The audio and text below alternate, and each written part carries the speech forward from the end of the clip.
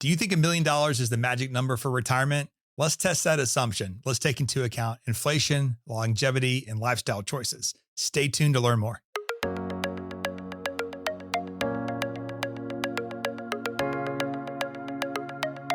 Welcome to a Wiser Retirement Podcast. Are you curious if $1 million is enough to retire on? I'm Casey Smith, and today I'm joined with Michaela Dowdy. Each week, we bring you practical advice on retirement, investing, and planning for your financial future.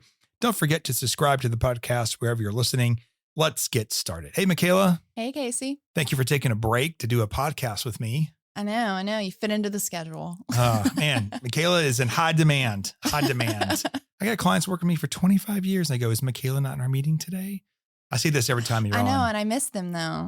I know. I don't get to see everybody. And it's just like you, where you talk about it. You're like, I don't get to see all of my clients anymore that I knew from the beginning. Sometimes my feelings get hurt a little bit. I'm like, what? They're working with the team? What about me? And I was like, well, this is what we want. This is what we want. We want people working with the smartest people in the room. Yes. And it's definitely the wiser team. That's for sure. Well, first of all, you're listening to this episode, Thanksgiving week. So happy Thanksgiving. Yes. Happy Thanksgiving. I am grateful for Team Wiser. Yes. I tell you, we have some of the smartest people in the business, and our young people are working right through the CFP program, which I'm excited about. Our senior people have more designations than we can count. And our support team led by Tiffany and Kyle and Alexa, they're the best. They're absolutely the best. I'm grateful every time I walk in here because this business was started 25 years ago with just me. Wow. Just me. Right. And so it's I have to pinch myself occasionally, but the recipe for all your business owners out there is hire people that are better than you in a lot of different things. I think I still pull my weight, but 100%. But hire people that are better than you in your weak areas, and success will build from that. So, I'm also grateful for our clients. We have such great families to work with. Occasionally, we won't name names. We have people that are very rude, and hopefully they'll be nicer during the Thanksgiving holiday. But we 99.9% of our clients are such a joy to work with. And I feel like I'm just a part of their lives, riding their coattails through all the fun things that they get to do. No, exactly. And it's so sweet to be able to take part in really being a part of the lives of our clients and, really getting to experience life alongside them. And as you see those, goals that they had years ago now become reality. Yeah. It's so special to be able to see, all of that happen and take place and know that you've been able to be there through the steps of the way as well. So it's just a really special connection we get to have. But also to piggyback off of you, we do just have an incredible team here at Wiser. And it is such a joy to get to work here every day and or not every day, Monday through Friday. But, getting to be here and just experience our team. And even since I've been here, it's grown so much. I mean, we now take up an entire floor here and we used to just be a few rooms. So it's great to be here and just get to participate in the growth. Yeah. And I will say, I'm also grateful for the people who have been here and have left. Yeah. That's kind of a long list. Yeah. And sometimes I think about that. But while they were here, we really needed them, but in a lot of ways we outgrew them. Yeah. And that's what happens in a business. Sometimes you outgrow people when you're moving to grow as fast as we do. We've met all of our growth goals for this year. Yeah. And so when you're growing really fast, sometimes people need to be here for a season and they moved on and I'm sure they're happy and we're happy for them. But Wiser's a very big family. Yes, it is across. So, well, let's get into this topic. Let's stop being grateful and let's start being focused on, is $1 million enough to retire on? And, you and I sit in a position at a wealth management firm as key advisors here. And we would assume everyone has at least $1 million, right? I mean, everybody who walks in the door for the most part has quite over $1 million. Yeah, quite a few. But how rare is that? Oh, that's extremely rare. Like how rare? 2.5% of Americans actually have $1 million in investable assets. That's crazy to me. Only 2.5% of Americans have $1 million investable assets. Investable assets. So that's the big difference. Is a lot of times we're thinking more so net worth, and net worth is where 18 to 20% of people have over $1 million of a net worth. And so that's a big difference. Once you factor in your home, your property, if you have a boat, all of that gets factored into the equation. Your net worth can definitely be that higher, closer to $1 million. But that doesn't necessarily mean you have $1 million in investable assets, right? Set aside for retirement, specific, or, just set inside in a brokerage account, anything like that. And so that's where we really start to see that shift. So yes, there are 20% of Americans once you have their home value. And honestly, with the way, this was done in 2022, but it was just released this year by the Federal Reserve. And so it's something that I do think even now, as we've seen the cost of homes be so much higher, I'm sure that's an even larger number if you're including homes, that percentage of people total net worth that have over $1 million. But it is important to know the difference, because at the end of the day, yes, there are ways you can get your home equity out, but you really don't necessarily want to use that as a first priority. Yeah, that'd be like a reverse mortgage. Yes, and that's not something you would want to do. So that's something that's a common misconception. And we, just want to make sure that you have that set aside in your true investments, and true cash that you have access to. So what does the average person have then? Really, this was a shocking number to me, in all honesty, but those people that are 65 to 74 today, they're only averaging about $200,000. Wow. In actual, set aside investment assets. And then those that are over 75, 130,000. So, much more minimal than we would think, so just as a side top note, of mind. Just as a side note, that's exactly why Social Security will not go to zero. Exactly. You're going to have all these people lined up at food banks. That'd be crazy. No, exactly. But I think it is something too to point out with this, and we'll get into pensions and everything later, but this generation does have a lot of pension opportunities as well that we don't necessarily see as much nowadays, which does make it to where you do have to have more invested at this point. Which is going to be a bigger issue, because you got to be saving more, and people aren't saving that much statistically. Correct. Exactly. So we just have to be careful there and make sure that we know the numbers and figure out, is $1 million enough for you personally to be retired? And that's the big question. Yeah. Is it? I don't know. First of all, I would say there's no magic number. $1 million is a great place to start, because people go, I'm a millionaire. Yes. But when I promise you, when you become a millionaire, you're not going to feel like a millionaire. And it's inflation and all these other things, right? But we have 20 people who are $20 million who don't feel like they're millionaires. No, exactly. And that's the thing, is it's always, you kind of always move the goalpost on yourself too. Right. But I also think we always idealize whatever that number is that we want to be at. We idealize what that number is going to feel like. Yeah. And in reality, it's like, oh, it's the same as what I'm living today in some ways, Yeah. But it is always fascinating, especially for, clients that come in, they maybe haven't put together like a full balance sheet of what they have in a while. Yeah. And they see everything added together, and we're like, you have $1 million in investable assets, or you have a $2 million net worth. And it's always so funny to see them be like, wait, what? There's no way. Yeah, you're lying. Right. It's like, no, you are in fact a millionaire. And they're like, this is not what millionaires live like. And it's like, yes, it is actually. Right. Yeah. If you had this number in the 80s, it'd be real high in the hog. Yes. So now it's very different. I've seen studies like that before. It's like, how much do you feel like to feel wealthy? And it's somewhere between $3 and $5 million of liquid assets. Exactly. To start feeling wealthy. And typically the income that takes to build that, you might feel that, okay, our family's a little different.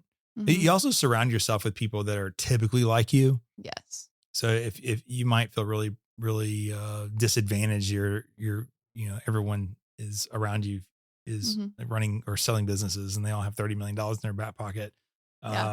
Where in reality you might be doing just fine compared to a whole nother demographic. Exactly. So I don't know. I say don't compare yourself to others, stay in your lane. But I think as far as framing the question, is $1 million enough? We need to clarify what we're talking about. So are we talking about financial independence or income replacement? We're not really talking about a luxurious life. No. We're really talking about more, can we cover the essentials? Exactly. And that's kind of where our question is really taking place is, is $1 million enough to give you your, basic necessities year over year? And, basic necessities meaning, healthcare, your, grocery bill, utilities. We always strive for clients to have mortgages paid off, but if you did have a mortgage, making sure all of those payments can be taken care of. And so it's not necessarily, of course, we want you to thrive in retirement. But also we're starting here a little bit more baseline, not necessarily looking at, well, what if we go on a trip to Europe every year and, or what if we want to do an African safari? Right. We're not necessarily factoring those extra things into this, which, I mean, people can under this, but right now that's more of a basic question that we're asking. It's also a bit of a trick question because when you think about household income, you have to take into account all your resources. Yes. So you have $1 million, you're going to withdraw money from your account off of that $1 million.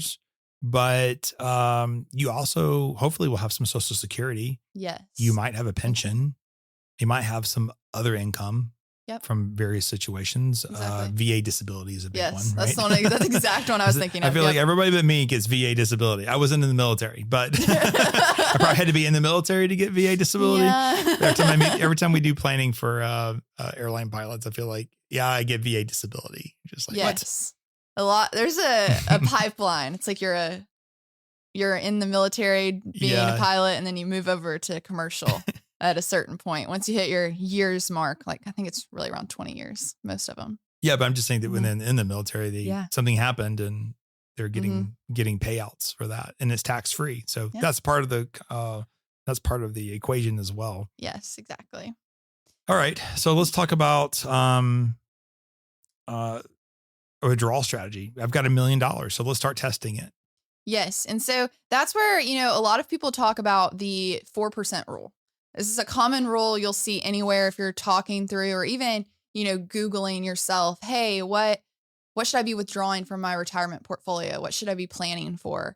And you're likely going to hear the 4% rule. Mm-hmm. And it's a very good gauge overall. But it's something to note that you want to use it wisely. Of course, 4% is, great to know, but if we're talking about $1 million here, that's 4% of that's $40,000 each year. Right. For some people, that's great. If you're not factoring in, Social Security, pensions, all of that. For other people, you might tell them $40,000 is what they can take. And they're going to say, absolutely not. How does anyone live on that? And it's just it's a difference based on what lifestyle you're used to, which is the big part of this. And so $40,000 a year can come out of that investment account at that 4% rule. But the big thing to note here is that if you're someone that retires early, then you might actually be pulling more than 4% out of your account each year, and especially in those early years, say you retire at 55. Well, you have 10 years till you're on Medicare, and you have another 2 years before you're at full retirement age, till 67, till you're at full retirement age to have Social Security at all. Maybe you have a pension that might start at 55. I would say, most of the time we see those closer to 65, but there's definitely opportunities to have 55 pensions. And so really it's, you're factoring all of that in addition to this, that maybe those are not there yet. Those income sources aren't there. So in that 10-year lead up until you start having a little bit of reprieve, you're going to have a lot that you're having to take out of your accounts. More than likely the 4% rule. Say you're shooting for, 60,000. Well, that's another 20 grand you're having to pull out on top of that. So that's, 6% of your portfolio value that you're having to pull instead of in the future, that might dwindle down to zero depending on pension streams and Social Security streams. Granted, I think most of the time they don't necessarily fully dwindle to zero. But, that is an opportunity in the future potentially that does happen. So it is important to not stagnate yourself to that 4%. Because it is something that it does shift based on your scenario, based on your plan. Well, this is where we have software helping us. Yes. So I think a person who is listening, who's not using us as a financial advisor, is going to look at $1 million and say, I can pull 40,000. They're going to take Social Security as soon as possible on top of that 40,000. Yep. Right. And then pensions as soon as possible. If that's there, most people don't have pensions now. Yeah. So I guess my caveat here is our software is going to look at it differently and say, you could take 60,000 out of your portfolio. But then when your Social Security starts at 70, then we're going to drop what we pull out of the portfolio to take the Social Security, and then the portfolio has time to recover over the next decade or so. And then you go back to the portfolio later and pull out a little more because of inflation. So that I just want to clarify, that's what we're talking about. I think a layperson is just going to look at it as take Social Security as soon as possible. And that's not always the best idea. And we have lots of podcasts on that. So I just want to clarify that. No, exactly. And thank you for that clarification. But overall, that's a very common, withdrawal strategy that we see. And it is a great one to look at. It's just a matter of, and we'll even look at it when we're looking year to year, making sure you are around that number once you, get into having other withdrawal strategies. Because yes, if you're above that amount year over year, then you do kind of run a little bit more on the risky side. But we just want to balance that well. And so looking at all of those different opportunities there and making sure that you're withdrawing safely is a really big opportunity there, and just making sure you're taking advantage of that. I'll take this section in our notes here, but we're talking about asset allocation and expected returns. So sequence of returns is a real thing. So let's say you have $1 million, you're going to pull out $40,000, but the stock market's down 20% that year. You're withdrawing money as the market drops, and that money, that portfolio can't rebound as fast because it's missing some of its resources, right? There's ways that we handle that. We handle sequence of return. We reduce that risk by having cash reserves set aside. So if we knew that we were going to pull out $40,000 a year, we would have $80,000 in reserve. We would have the rest invested in probably a 60-40 portfolio. And then if the market did completely tank on us, we're not having to sell anything in that portfolio for a loss. And hopefully we're able to build that cash bucket in a positive time versus a negative time in the market. But theoretically, if you had some really bad years at the front end, it could really affect your ability to have the same withdrawals for a long time out of the portfolio. But there are ways to mitigate that risk. And again, that's making sure that you have about 2 years worth of, it's a reserve. And you're pulling money out of that every single month. And then when the market's at all-time highs, you're taking your gains and you're replenishing that reserve. Yeah. And today we're lucky we get about a 4% yield on that reserve. Where in the past it was really hard to get those rate of returns. Before we get back into the episode, have you ever wondered why annuities keep coming up as a recommended investment? While they're often pitched as a way to reduce risk and secure your future, annuities frequently benefit the salesperson more than the investor. Download our free guide, Buyer Beware, Why Do They Keep Trying to Sell You That Annuity, at wiserinvestor.com/guides. Now let's get back to the episode.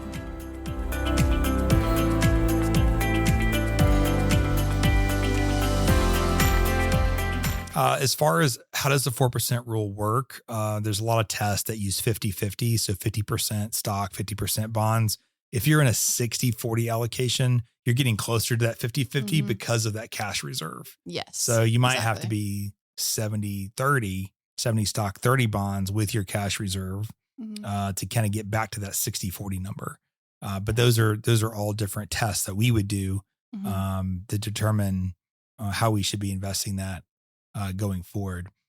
Let's talk a little bit about purchasing power. So how does the 4% rule account for inflation? Because if I pull out $40,000 a year, and let's say I'm getting my spouse and I get another $10,000 a year or $10,000 a month from Social Security, that'd be the max, right? So I've got $50,000 a year that I'm pulling out.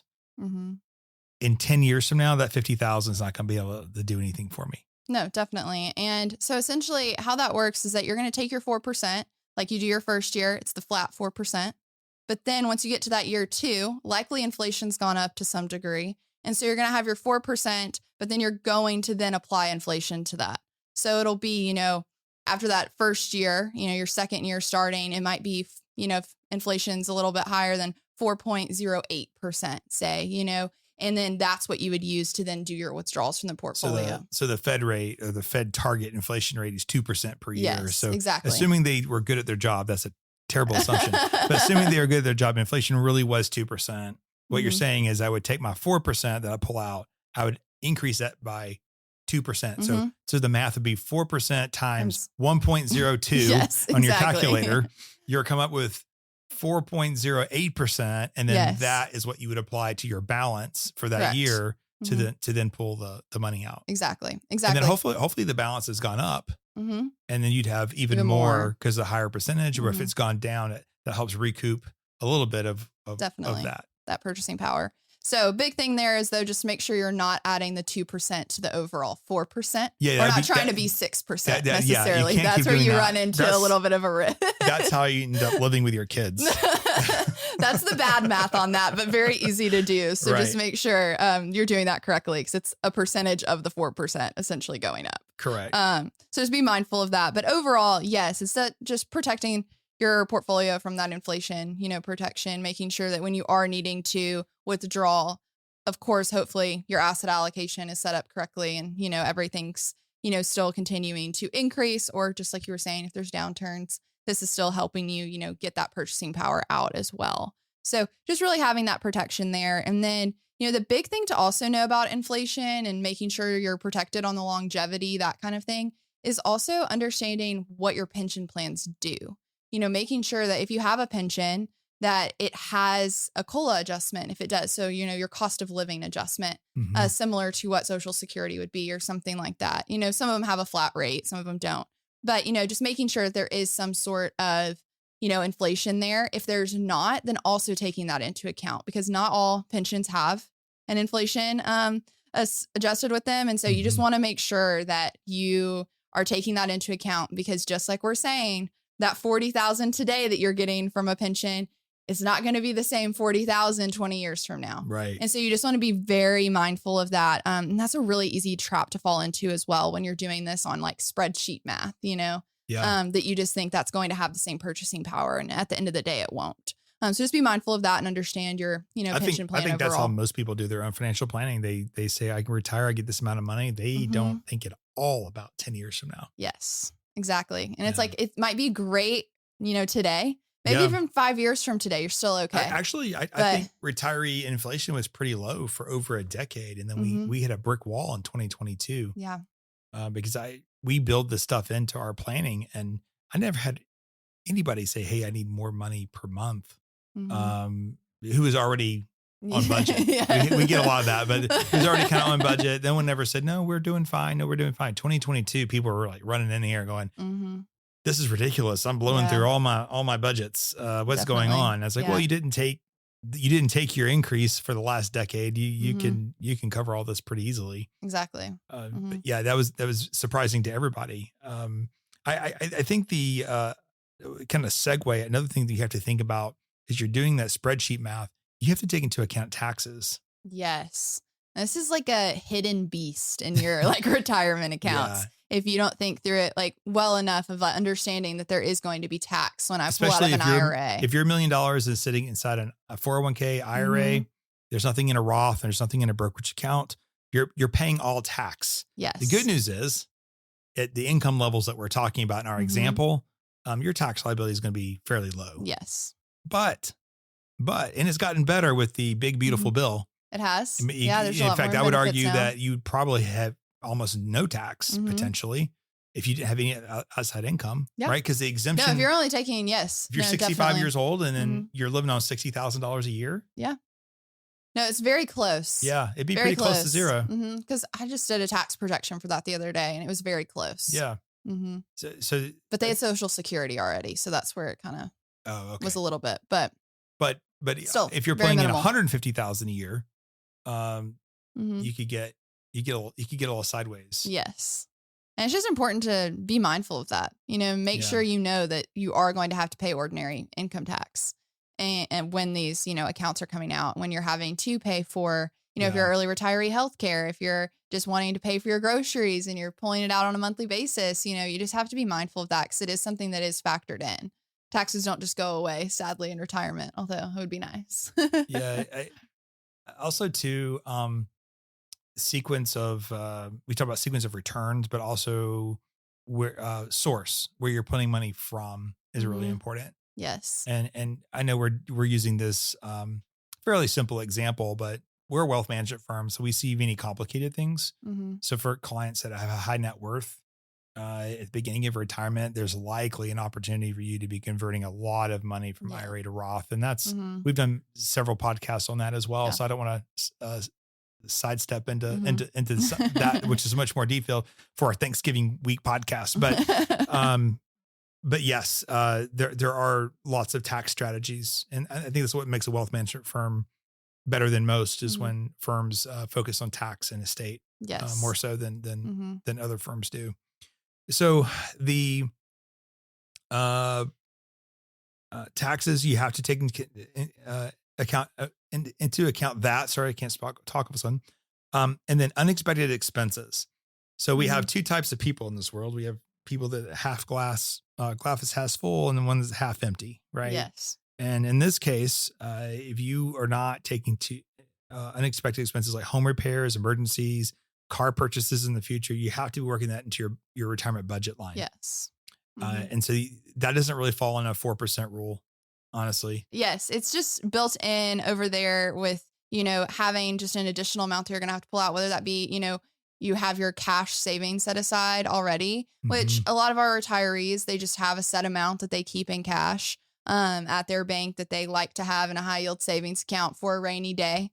If there is, anything that happens for home repairs. We have other clients, they prefer to not have to pull from that bucket and they'd rather pull out of their IRA, and, utilize that then. But definitely not something you necessarily work into your cash flow on a regular basis. It's just something that when it happens, your plan should be able to withstand it and be able to, really, provide for that. So I feel like we've recovered our risk pretty well. Sequence of returns, early bad years can cause a lot of damage to the portfolio. We want to have some reserves built in to avoid that.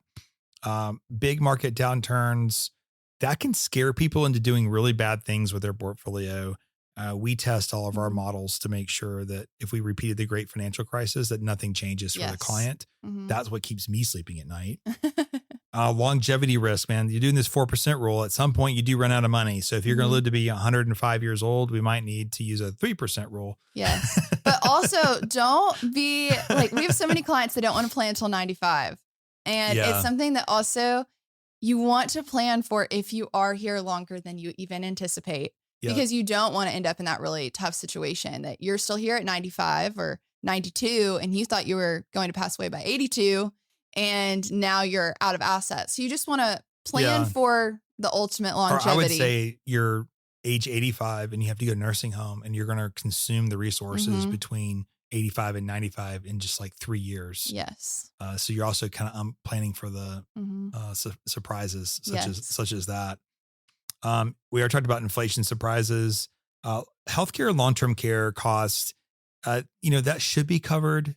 And if you're doing this at home, that's probably covered in your inflation bump each year, but it's really not because Fed inflation target is 2. Medicare inflation is typically around 5. So you're not. It's really hard to keep up with healthcare costs. We have a separate line item in our planning. Just for healthcare for that reason, we inflated at 5.3% per year. And that's copays, that's the premiums you pay. The good news is that Medicare itself is a great program. That's why everyone wants Medicare for all, right? And on the political spectrum, it's because it is such a good program, but it does increase about 5.3% per year. Behavioral drift. This is where we haven't really talked into this yet, but you could be spending more money early and then underestimating that lifestyle creep. So people say, well, I'm going to travel for the first 10 years. I'm going to spend more money. And you kind of get used to that money. And then when that budget this is supposed to fall off, it can't, which is why you don't sign up for subscriptions. You pay for things as they come up, but you don't let your lifestyle creep to where you have to have this every single month. In our simple example, everything was done in that 4%. But in reality, with planning, we have buckets of spending at different time periods, which is how planning should be done. We talked about tax risk, changes in Social Security policy. We've had, I feel like we talk about this on a lot of episodes, but man, don't fall for the fear that Social Security won't be there. That's not reality. Reality is that 25% of it may not be there. but I don't think Mhm. there's a chance of that happening either. That's just because the trust fund is out in 2033, which covers 25% of Social Security. But that can be fixed. Yes, it can be fixed. And they already have fixes. They just don't want to do them yet. Exactly. What does enough mean? Oh, Am I going to have enough for retirement? What does that mean? People ask us that all the time. yes. When they ask you that, what do you say? Am I going to have enough for retirement? Well, it's so subjective, and it's something that you really do have to say, well, what does enough mean to you? Mm-hmm. What isn't like, what are those goals that you have that you want to achieve in retirement? Because that's a big deciding factor of what's enough. Yeah. If you're wanting to make sure you can travel, pretty frequently in retirement, then that's a big enough button that needs to happen. There's just different things in our lives that pull us in different directions and that speak to us personally. And, we talk about all the time that in retirement, you need to have a routine that you establish and be involved. And, it is figuring out, well, what does that enough look like, even to make sure you can provide for that routine in the future and make sure that if it means that you need to, keep your country club membership and make sure you can go play golf as many times as you want or pickleball as often as you want, then that's something that we need to make sure you have enough for. But, Right. Other people, that's not necessarily going to be there enough. Yeah. And so it's really figuring out it's not a one size fits all. And I know that's one of the most frustrating things about finance is that it's not a one size fits all. We can't tell you, 100% without a doubt, if you do this, you're going to be set because that it's so different for every single person. And, it's not like putting on a pair of jeans. It's not a one size fits all. And Your $1 million, or one size fits one person. Your $1 million might be a quarter of what you need, where someone else's $1 Mhm. million might be 120% of what they need. Exactly. It also depends again on sources of income. Mhm. The only thing we haven't mentioned though is age. Is $1 million enough for retirement? If you're listening and you're 25 years old, good for you for listening to a finance podcast, by the way. $1 million is not going to be enough. Yeah. No, exactly. If you're starting at 25 trying to save $10 million Mhm. in 30 years, 40 years, Yeah, that's going to be a drop in the bucket. Your number's got to be a bigger number. definitely. If you're 62 years old Mhm. or even 58 years old, might be okay. Depends on lifestyle, right? It does. You're in your Definitely. 40s, dollars probably not enough. Yeah. And that's where it really does come into, what we're talking about of inflation. It's just that Mhm. cost of living and that purchasing power. It changes year over Yeah. year. And Yeah. it gets harder to attain to that 1 million number or even higher than that to make that a livable amount. So definitely, that's a great point to make that you have to take into account your age as well, because yes, $1 million for a 25-year-old when they're 65 Yep. is not near what it needs to be, because if we look at even just healthcare, Now, if you're- for that far out, it's Yeah, that's astronomical. true. Healthcare is crazy. We're gonna have a big healthcare problem in 30 years if we don't solve it. But if you're 25 years old and you want to hurry up and you want to save $1 million, Mhm. go for it. Yes. And Because if you had $1 million by Mhm. the time you were 35 yeah. or 40, Mhm. and that money keeps compounding, yes. then we could apply inflation to the $1 million today and say, yeah, Mhm. that could be enough. Exactly. And that's the Right. big thing is that's where too, you'll even see, I think, it's become more popular on if you're on YouTube or Mhm. TikTok for people in their 20s, that kind of thing, where it is that finance, side of the, social media where they're talking about how do you get to your first 100,000 so then you can get to your first million by your Right. 30, Yeah. or 35. And it's like, that's the goal. And so many people are on that race because they know that, well, the power of compounding is right there beside me. And if Yeah. I just focus really hard on these years, then by the time, I'm 55, 60, Right. I'll be feeling good about where I'm at, you Yeah. know? And it's really just setting themselves up for success. And that is it's a great thing that we're seeing. Cause I think even, studies have come out that really the mid 20s or early, even 18-year-olds are on more of a saving path than we've ever seen before. Mhm. And just being very mindful of their dollars and making sure that they're setting aside what they need to. And so it's really encouraging to see. Encourage that in your kids. For those listening that have kids or grandkids, encourage or do a matching program. Say, Mhm. hey, for every dollar you put in, I'll put $1, or because they're probably not going to put that much in before they're 18. No. but do something to encourage them. to be able to be saving. That does build. I get frustrated with my own kids sometimes. They log in, they had $200 in their brokerage account, but now it's $600. It's like, it's only $600. And look at the % rate of return. What did you do for that? I know, exactly. What did you do for that? Oh, it's only $600. It's $200. I could have bought whatever. And it's like, oh, dear God, we're going to have a solid trust built. Might have some spendthrifts on our hands. No, they'll figure it out. I want them to figure it out before they're 40, though. That's the key. Yes. And that goes into legacy planning, which could be a whole nother podcast too. Is like, how do we teach our next generation how to handle this stuff? What else can we add to this conversation? What if it's not enough, Michaela? What if people are going, man, $1 million is not going to have enough. What can I do? Part-time work. Yeah. I don't mean that in a negative way.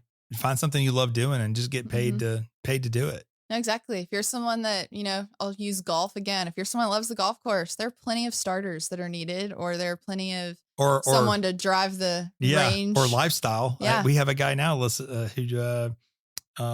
he works in the cart barn or something, but he gets free golf. Exactly. He I don't know how many days a week he plays, but he gets free golf for doing that. So that's compensation because he doesn't have to do it, right? Exactly. And that's the big thing, is finding those opportunities. And they're out there. Whatever it is that you're interested in, you can find, an opportunity that would speak to that as well. That would be a part-time employment and something that's available to you. Delaying retirement. I would say it's easy for me to say this because I'm a hustler, but I would say hustle. Yeah. Like maybe you need to shut off the world, stop paying for things you shouldn't be paying for 5 years, 4 years, 3 years, 2 years. They went a plan recently. I was like, you guys need to buckle down for 12 months. If you buckle down for 12 months, time solves it and your savings account will solve it and you'll be in great shape for the rest of your life. Yeah. And the response was, I was like, it's 12 months. Yes. Like 12 months. And you're going to be debt free and you're going to be, doing all the things you want to do. You just got to do this for 12 more months. Yep. And it's having that internal audit with yourself and being really honest of what are we spending money on? Because there is definitely, you want to enjoy life. Reducing lifestyle costs. But making sure that you're, being mindful of what you're spending. Because I know all of us, especially in the day of subscriptions, have way too many subscriptions than we need, Right. And so it's auditing that, maybe it is only $5 a month, but I mean, that adds up. And so it's just, making sure that you're, really taking a true financial audit of yourself, pretty frequently to understand, what am I spending money on? What am I being wasteful on? If it is something that you're in that I'm really towing this line of being prepared or not prepared for retirement, because at the end of the day, it really is something that you want to have your resources working for you well, but you also have to steward them well to have them work for you as well. So is $1 million enough? I don't know. It depends. It depends. Man, I hate that answer. I hate that when I call my attorney and say, hey, what about this? And he's like, I don't know. It depends. I'm like, oh, that's going to cost me a lot of money to get an answer. Dang it. So yeah, it really depends on your withdrawal rate, the rate of return, inflation, your lifestyle. I say most importantly, other income sources. It just depends. So take these risks and these assumptions that we've told you in the podcast, apply that to your situation, and maybe that will help you make that decision. Or hey, call Michaela. Michaela will help you too. Thanks for listening to today's episode. If you're interested in learning more about Wiser Wealth Management or want to schedule a consultation to meet one of our fiduciary financial advisors, you can do so by going to wiserinvestor.com or by clicking the link in the episode notes. We also have a couple other podcasts related to this. Make sure you're ready to retire, episode 276. And what are the best and worst states to retire in? So if you're thinking about moving from those high tax areas, episode 217 gives you some guidance. And then we do this thing on YouTube, also called a Wiser Retirement. You can watch more videos there related to this, which we've linked here in the episode notes. Thanks for listening. We'll see you guys again next week. Happy holidays. Thanks for listening to a Wiser Retirement podcast. We hope you enjoyed today's episode. Make sure to subscribe wherever you're listening. That way you don't miss any new episodes. We'd also appreciate if you could leave a rating and review. If you have any questions about anything that was discussed today, head to wiserinvestor.com and reach out. This podcast is strictly for informational purposes only and is not to be considered as investment advice or solicitation to buy or sell any financial products, securities, digital assets, or any other investment vehicles, or a basis to make any financial decisions. Wiser Wealth Management Incorporated is a registered investor advisor with the SEC. The host and/or guests may personally own securities, digital assets, or other investment vehicles mentioned on this podcast. Neither the host nor guests of the show are compensated for their participation, and no referral fees are paid to or received by any host or guest for clients, listeners, or similar interests. Investments involve risk, and unless otherwise stated, are not guaranteed. Be sure to first consult with a qualified financial advisor, tax professional, insurance professional, and/or legal professional before implementing any strategy discussed herein. Past performance is not indicative of future performance.